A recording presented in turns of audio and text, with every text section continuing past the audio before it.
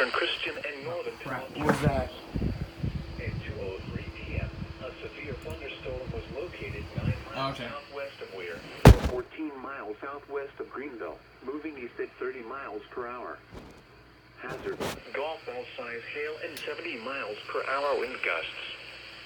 This is a radar indicated threat.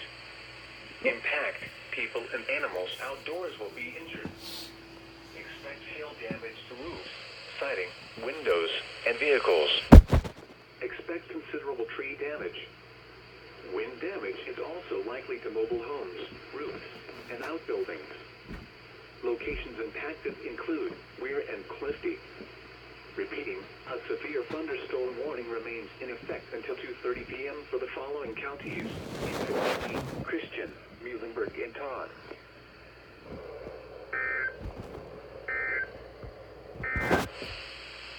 Taking a look at your... Yeah. It's just over and over with these kind of weather radio alerts. It's just getting crazy. Not as crazy as that. I know my phone's dying. Shut up.